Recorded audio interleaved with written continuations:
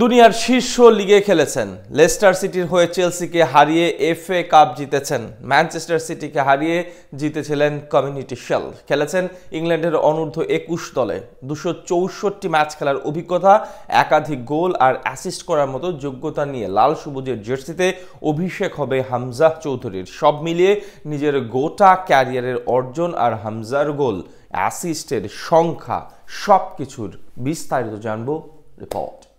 দুনিয়ার শীর্ষ football league EPL এ খেলা দক্ষিণ এশিয়ার একমাত্র ফুটবলার হামজা চৌধুরী। উপমহাদেশের সবচেয়ে দামি খেলোয়াড়টাও এখন বাংলাদেশের। জগতের সেরা সেরা তারকাদের বিপক্ষে খেলেছেন, সামনে থেকে বিশ্ব ফুটবলের পারদ প্রত্যক্ষ করেছেন, ইংল্যান্ডের মতো দলের জাতীয় পর্যায়ে খেলার অভিজ্ঞতা রয়েছে, জিতেছেন একাধিক ট্রফি। এমন অর্জন এবং যোগ্যতা নিয়ে লাল সবুজের জার্সি গায়ে অভিষেক হবে হামজা চৌধুরীর। হামজার জন্ম ইংল্যান্ডের লেস্টার শায়ারে।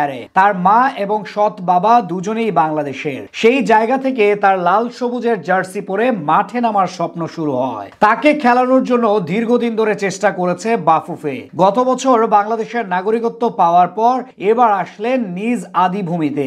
আগামী 25 মার্চ ভারতের বিপক্ষে হবে অভিষেক। লেস্টার শায়ারে জন্ম নেওয়ার পর মাত্র 7 বছর বয়সে তিনি লেস্টার একাডেমিতে যোগ দেন এবং সেখান থেকে ফুটবল ক্যারিয়ারের ওপরের দিকে উঠতে থাকেন। 2017 সালে তিনি প্রিমিয়ার লিগে অভিষেক করেন। দক্ষিণ এশিয়া থেকে প্রথম প্লেয়ার হিসেবে তিনি ইংল্যান্ডে খেলার কীর্তি অর্জন করেছেন। হামজার লেস্টার সিটির হয়ে অভিষেক হয় ইএফএল কাপের তৃতীয় রাউন্ডে লিভারপুলের বিপক্ষে। খেলার 82তম মিনিটে মাঠে নেমে দলের জয়ে অবদান রাখেন। 2017-18 মৌসুমে তিনি ইংলিশ প্রিমিয়ার লিগে মোট 8 ম্যাচ খেলেন। এরপর 18-19 সিজনে খেলেন তার চেয়ে একটি বেশি, কিন্তু ঠিক পরের বছর সেই সংখ্যা গিয়ে দাঁড়ায় 20-এর কোটায়। ওই বছর প্রথম প্রিমিয়ার লিগে গোল করেন হামজা, ডিফেন্সিভ মিডফিল্ডার হিসেবে, যেটা ছিল দুর্দান্ত বিষয়। ওই বছর গোলের পাশাপাশি অ্যাসিস্টও করেন তিনি। 2020-21 সালের ইউরোপা লিগে আরো একটি গোল করেন হামজা।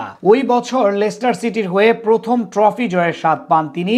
চেলসির বিপক্ষে ফাইনাল খেলে জিতেন ইংল্যান্ডের অন্যতম মর্যাদার টুর্নামেন্ট এফএ কাপ। 2022-23 মৌসুমে হামজা যোগ দেন ওয়াটফোর্ড এফসিতে। সেখানে 2 মৌসুমে 37 ম্যাচ খেলে ফিরে আসেন লেস্টার সিটিতে।